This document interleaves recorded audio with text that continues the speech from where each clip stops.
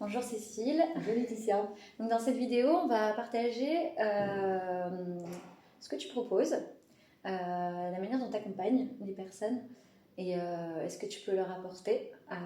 J'en profiterai pour apporter mon témoignage parce que je t'ai eu comme mentor pour la sophrologie et également pour le design humain dont tu vas parler. Voilà, je vais en parler un petit peu plus en détail. Ouais. Donc je te laisse te présenter. Voilà, donc je suis Cécile Barbu, je suis depuis bientôt 15 ans une sophrologue hypnothérapeute et j'ai ajouté le design humain aux outils que j'utilise. La sophrologie, l'hypnose et le design humain sont des outils qui s'intègrent dans une manière que j'ai d'accompagner, qui s'est construite au fil des années progressivement par rapport à ma propre expérience de vie, aux déclics et aux compréhensions que j'ai pu avoir. Donc moi je cherche justement à quitter le symptôme qui est bien souvent le motif de consultation et c'est très bien comme ça. Et donc dans le but d'une certaine manière d'apporter du soulagement, mais pas seulement, c'est surtout d'aller voir qu'est-ce qui alimente nos sources de stress, qu'est-ce qui alimente les problématiques que l'on ressent et ce décalage qu'on peut ressentir dans notre vie.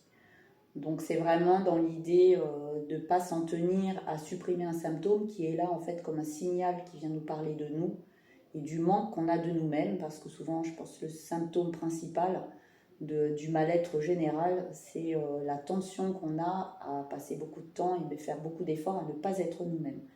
Moi j'accompagne les personnes qui viennent me voir pour les aider à être elles-mêmes de façon plus fluide, plus détendue. C'est pas toujours politiquement correct, hein, c'est un chemin à faire par rapport même à l'entourage. Mais c'est très important parce qu'on peut passer des années en tension, voire finir par tomber malade à force de ne pas être soi. Merci. Est-ce que tu peux nous en dire plus sur... parce que le design humain, moi je connais, et d'ailleurs tu me l'as fait découvrir, mais il y a des personnes qui ne connaissent pas. Est-ce que tu peux en dire plus sur le design humain et comment on peut l'utiliser? Pourquoi on ferait appel à une personne qui pratique, qui intègre cet outil dans son accompagnement? Voilà, comment ça peut nous servir? Qu'est-ce que ça peut apporter en plus de la sophrologie, de tout ce que tu proposes comme accompagnement? Donc le design humain, c'est un outil vraiment très spécifique. Donc j'ai découvert cet outil en 2019 et depuis 2019, je suis vraiment tombée en amour avec cet outil parce que pour moi-même, il m'a apporté tellement de soulagement, de compréhension et surtout une aide vraiment précieuse pour suivre mon propre fonctionnement de façon plus écologique. Donc ça, c'est vraiment important pour moi. Et il m'a tellement passionnée que j'ai eu envie d'en apprendre davantage pour pouvoir le transmettre. Donc aujourd'hui, j'accompagne les personnes avec cet outil. Donc ce qu'il a de spécifique, c'est parce qu'il part d'un calcul que l'on fait sur les données de naissance, donc la date, l'heure et le lieu de naissance.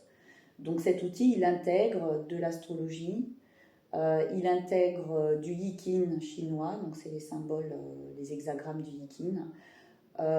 Il intègre l'arbre des séphirotes, les chakras hindous, mais tout ça en fait dans un mélange, une combinaison de données qui nous donne en fait une cartographie de nous-mêmes. C'est un peu comme un mode d'emploi, comme on aurait le mode d'emploi d'un appareil ménager ou d'un appareil électronique.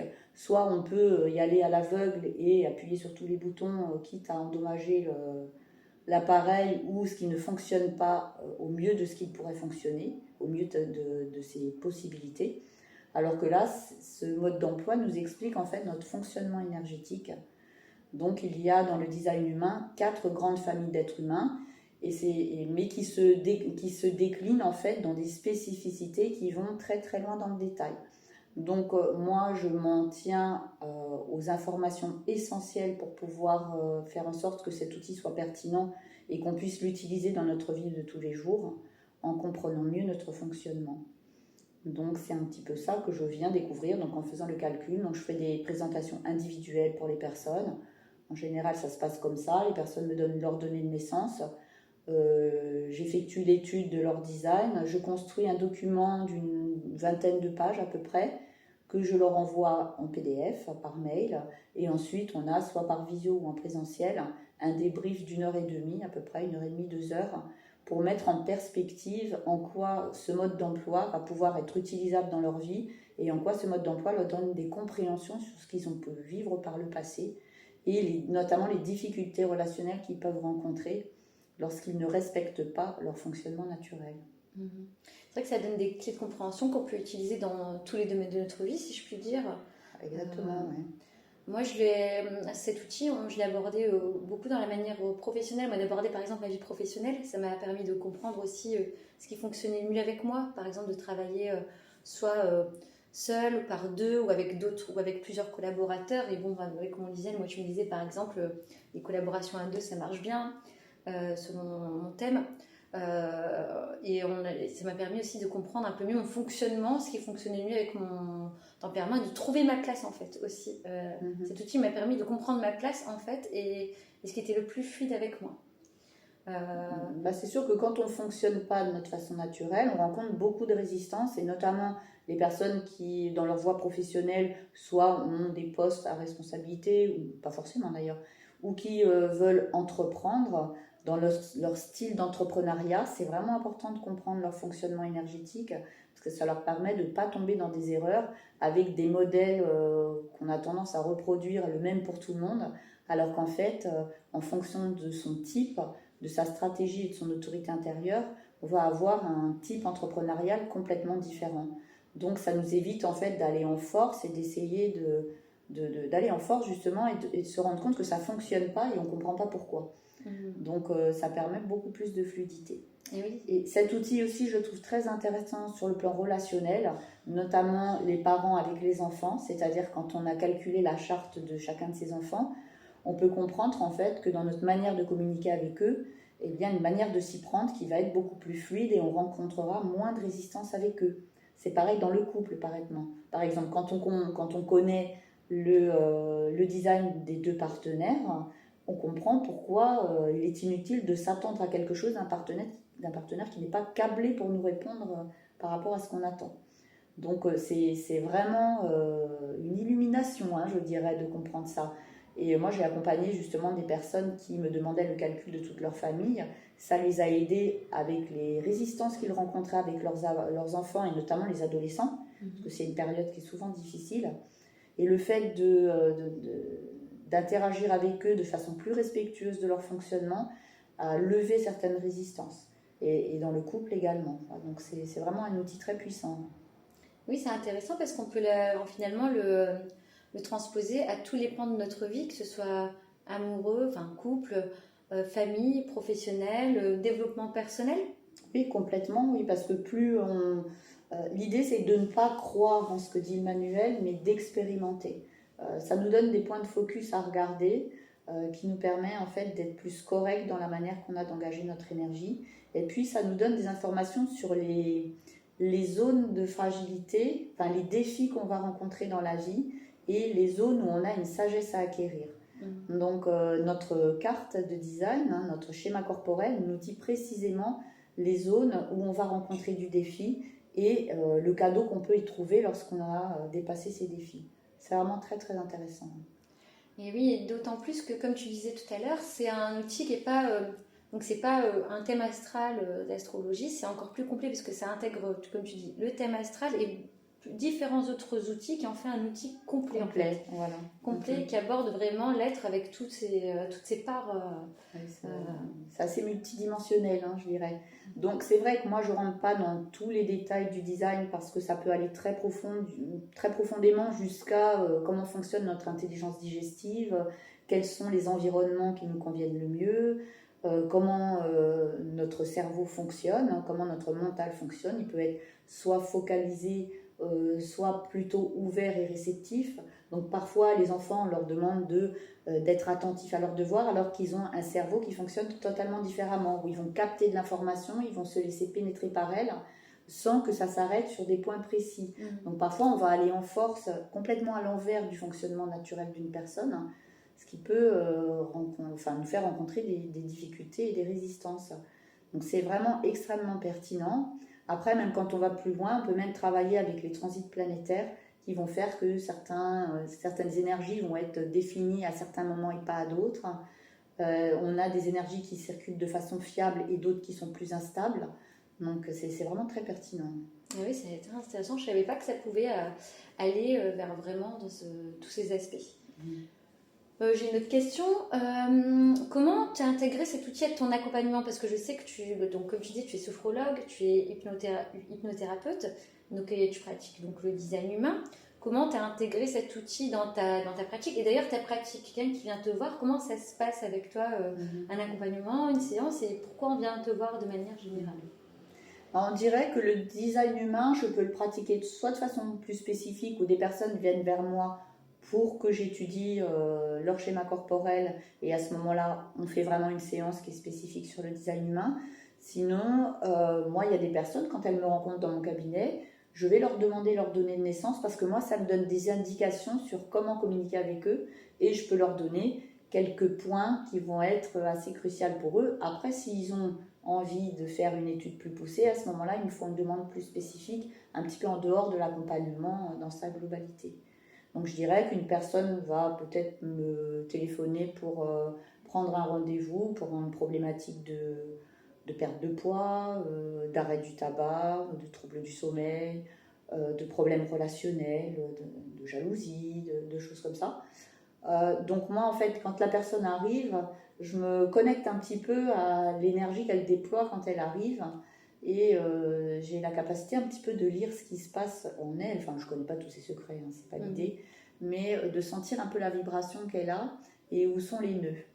Et en fonction de ce que je ressens, en fait, ça me permet de créer une atmosphère qui va permettre à la personne déjà d'ouvrir sa parole. Mais je ne vais pas trop m'attarder sur le contexte des histoires, car pour moi, sous les histoires qui peuvent se répéter, il y a un schéma de fonctionnement qui parle des croyances profondes qui régissent notre vie. Et moi, mon travail, c'est d'aller débunker certaines définitions et certaines croyances qui créent de la résistance dans la vie, notamment beaucoup de culpabilité, beaucoup de problèmes d'estime de soi, la fameuse confiance en soi, qui à mon sens n'est pas un vrai sujet. Hein. C'est parce qu'on se force à être quelqu'un qu'on n'est pas, et forcément c'est très difficile. Donc tu vas vraiment creuser dans tes accompagnements avec la personne pour aller je dirais pas à la source, mais pour aller vraiment, comme tu dis, débunker en fait, pour pas rester en surface, mais vraiment aller en profondeur pour que la personne elle puisse avoir des prises de conscience qui vont vraiment apporter une réelle évolution. Parce que moi j'aime pas trop le mot changement, mais une réelle évolution dans sa vie. Je dirais même c'est une rencontre avec soi, plus qu'un changement. C'est une rencontre avec soi. Et je dirais, voilà, toutes ces zones de résistance, c'est comme si l'énergie qu'on porte, elle cherche à se conduire dans l'être que nous sommes. Et les définitions qu'on peut avoir sur les choses ou les croyances sont comme en fait des résistances, comme en électricité, qui empêchent le courant de passer. En fait, qui peuvent générer une forme de surchauffe et de tension. C'est un peu aussi comme nager à contre-courant jusqu'au moment où on est complètement épuisé. Et parfois, malheureusement, il faut en arriver jusqu'à la maladie, le burn-out ou l'accident pour qu'on commence à se rendre compte qu'on n'est pas obligé de fonctionner comme ça. Donc moi, c'est vraiment quelque chose de... Je suis vraiment très passionnée de l'être humain. Donc depuis très jeune, en fait, j'observe beaucoup autour de moi qu'est-ce qui crée les tensions dans la communication entre les humains, dans le fonctionnement intérieur. Puis travailler beaucoup aussi avec notre famille intérieure, parce qu'on a différentes dimensions en nous qui ont besoin d'être vues et qui ont besoin de rentrer en relation les unes avec les autres pour, une fois de plus, rencontrer plus de fluidité dans notre manière de vivre notre vie. Ça ne veut pas dire qu'on ne rencontrera plus jamais d'obstacles, mais ça veut dire qu'on a les ressources pour appréhender quelques obstacles qui se présentent dans notre vie. Et retrouver des ressources, vraiment. Et c'est très intéressant. Comme tu disais, tu mets aussi en lumière les différentes parts de soi pour qu'elles puissent être exprimer chacun leur place. Si je ne me trompe pas, c'est ça, hein. Oui, voilà, c'est parce que parfois, c'est comme des énergies qu'on porte qui ne sont pas affectées sur les bons chantiers, je dirais. Donc, c'est un peu travailler avec toutes ces différentes énergies qu'on porte, comme un peu des outils qu'on aurait dans notre boîte à outils. Quand on ne les utilise pas de façon appropriée, ça ne fonctionne pas. Donc, c'est un peu remettre chacun à sa place et surtout se rendre compte qu'il n'y en a pas une qui est meilleure que l'autre, mais c'est parce qu'elle travaille main dans la main pour le bien-être et pour la vie de cette personne que ça peut bien fonctionner en fait. Oui. Très intéressant. Moi aussi, je voulais apporter mon témoignage parce que, effectivement, moi, quand j'ai suivi ma formation de sophrologie, j'ai dû faire un stage de 3 semaines. Et donc, j'ai fait ce stage avec toi. l'accompagnement que tu m'as donné lors de ce stage m'a beaucoup aidé dans ma compréhension déjà de la sophrologie, de ce qu'on pouvait en faire, mais aussi de la vision globale de la sophrologie. Ça m'a apporté vraiment ça a élargi mon champ de vision de la puissance de la sophrologie. Et je te remercie pour ça parce que ça a vraiment créé un tournant et il m'a apporté vraiment une dimension beaucoup plus... je me suis dit, ah oui, d'accord, ouais. Ouais. Déjà, j'ai aimé ce que j'apprenais, je voyais tout le potentiel de ce que ça pouvait apporter. Et en plus, ce stage avec toi m'a vraiment donné cette dimension de... Ah ouais, vraiment, ça peut vraiment... comment dire, j'allais dire transcender, mais amener énormément de conscience sur ce qu'on vit. Ça m'a beaucoup mis l'accent sur le côté préventif, sur la conscience de soi, sur le fait d'être observateur de ce qui se passe de soi, de son expérience, de sa vie. Et je te remercie pour ça. Ça a vraiment apporté une autre dimension à ma compréhension des choses. Donc je voulais aussi apporter mon témoignage sur ça, notamment de par les échanges qu'on a eus, les transmissions que tu m'as faites. Lors de ce stage, voilà, on n'a pas simplement répété les exercices après, etc. Non, il y a vraiment eu un échange où c'était vraiment comme un mentor en fait. Hein. Donc ça, je te remercie beaucoup pour ça.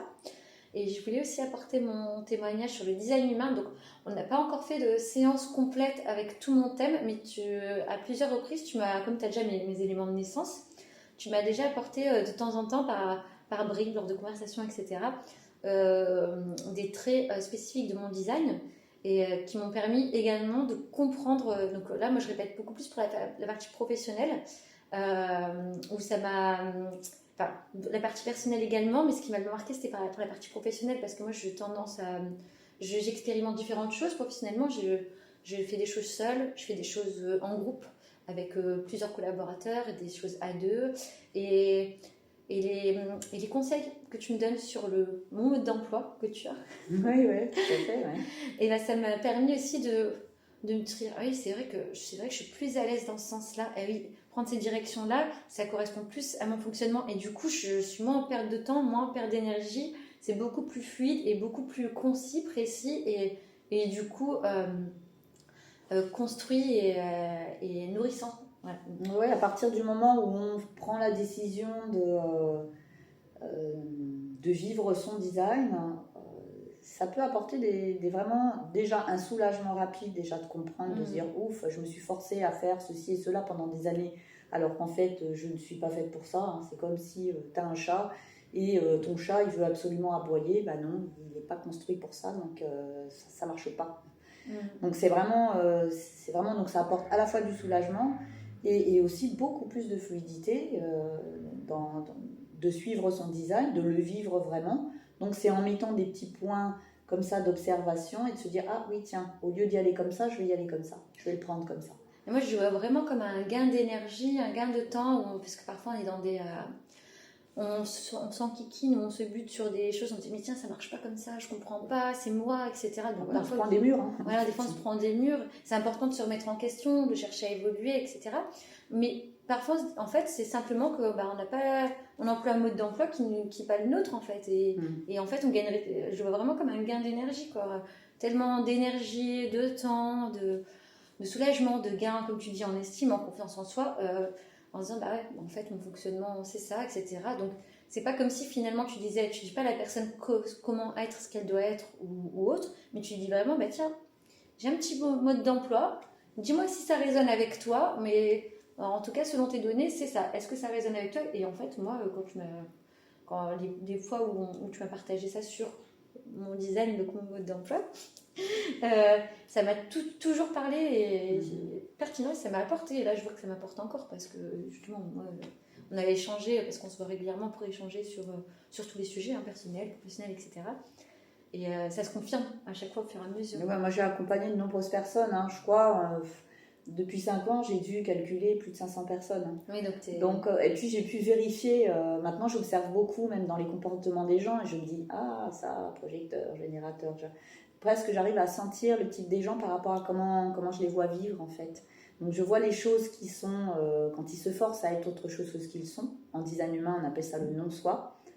Et je vois aussi des choses qui transparaissent. Par exemple, chez les petits-enfants aussi, c'est extrêmement marquant.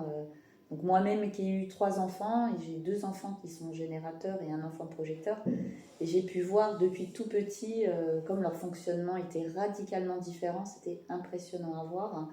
Et plus j'avance et plus j'ai calculé de schéma corporel, plus je me rends compte à quel point ces informations sont vraiment pertinentes. Je me repositionne parce que j'ai un petit peu. Mais c'est vraiment intéressant. Et est-ce que hier on avait un peu discuté, tu me disais aussi que tu avais une façon à toi d'accompagner, parce que tu vois, il y a les étiquettes, comme tu disais hier, sophrologue, hypnothérapeute, design humain, mais que au fur et à mesure des années d'expérience que tu as, donc 14 ans d'expérience, c'est ça, hein, et ben finalement tu as fini par créer ton propre accompagnement avec. Est-ce que tu peux m'en dire plus sur ça? Oui, en fait, je dirais c'est pas vraiment une méthode en fait, hein. C'est juste pour moi, je me sens plus enseignante que thérapeute maintenant, parce que pour moi en fait les gens ils n'ont pas vraiment de problème. C'est leur problème majeur, si toutefois il y en a un, c'est d'avoir oublié qui ils étaient. Mais je pense que c'est le chemin des êtres humains de naître dans l'oubli et de cheminer à travers leur vie, dans leurs expériences, pour retrouver la personne qu'ils sont. Donc en fait, moi je les accompagne dans cette découverte, redécouverte d'eux-mêmes. Et c'est vraiment passionnant parce que je reçois des gens avec toutes sortes d'histoires, toutes sortes de parcours. C'est extrêmement touchant aussi de voir la richesse qu'il y a vraiment, quoi. Parce que souvent les personnes arrivent en étant un peu désespérées d'eux-mêmes ou désespérées de leur vie. Et tout d'un coup, on va se mettre à parler de quelque chose. Et là où tout était éteint, tout d'un coup, tout s'illumine, mais dans la seconde, en fait. C'est vraiment des changements de plan de réalité. Donc, j'enseigne aussi aux gens à pouvoir changer de plan de réalité, mais en un claquement de doigts, quoi. C'est instantané, quoi. Ça peut aller très, très vite à partir du moment où on est prêt à remettre en question nos fonctionnements et qu'on n'est pas trop rigide et qu'on arrive... Souvent, c'est quand on est au bout de sa douleur. Moi, je dirais quelque part, bon, ça peut paraître un peu brutal pour certaines personnes, mais quand on ne bouge pas, c'est qu'on n'a pas eu encore assez mal, en fait. Parce que, bon, c'est triste à dire, mais souvent, c'est la douleur qui fait qu'on baisse les armes et qu'on finit par prendre la responsabilité de notre propre vie et arrêter de mettre le problème sur le monde extérieur, que ce soit des personnes ou des situations. Donc, c'est vraiment une clé de compréhension majeure et je dirais c'est la première clé à aller regarder, c'est qu'on n'a pas de pouvoir sur les événements, mais on a du pouvoir sur comment on les prend. Exactement. Et en fait, c'est retrouver son véritable pouvoir et ne plus se balader dans la vie comme une victime. Parce que je pense que c'est le problème principal de beaucoup d'entre nous, c'est d'avoir renoncé en fait et d'être toujours en train de guerroyer pour avoir raison, pour défendre des positions et du coup devenir la victime de quelqu'un ou d'une situation, ce qui nous fait perdre totalement le pouvoir qui est réellement le nôtre, de pouvoir apporter ce qu'on a de singulier à apporter au monde, parce qu'on est tous des cadeaux les uns pour les autres. Complètement, je partage complètement toute ta vie. La singularité de chacun est un cadeau pour le monde et on a tous quelque chose à apporter. Ouais. Chacun est là pour jouer sa note et on peut faire de la belle musique tous ensemble. C'est ça. Mais je te remercie. Est-ce que tu as quelque chose à ajouter sur ce que tu proposes, sur ta pratique Bah écoute, je pense que là on a un petit peu fait le tour de la question. Si on veut pas faire une vidéo de 2 heures, parce que si tu me lances sur certains sujets, je peux partir très loin. Donc je pense que pour nos auditeurs, ça me paraît pas mal d'avoir un petit peu brossé le tableau global de ce que je peux proposer et un petit peu de la couleur aussi de ce que je propose et de ma personnalité. Et oui, c'est important. En tout cas, merci beaucoup. Et je te remercie également pour, encore une fois, pour l'accompagnement, les transmissions lors du stage qu'on avait fait il y a 2-3 ans, je ne sais plus, quand je terminais ma formation sophrologue. Ouais. Et également pour tous ces échanges qui sont très instructifs. Merci, avec plaisir.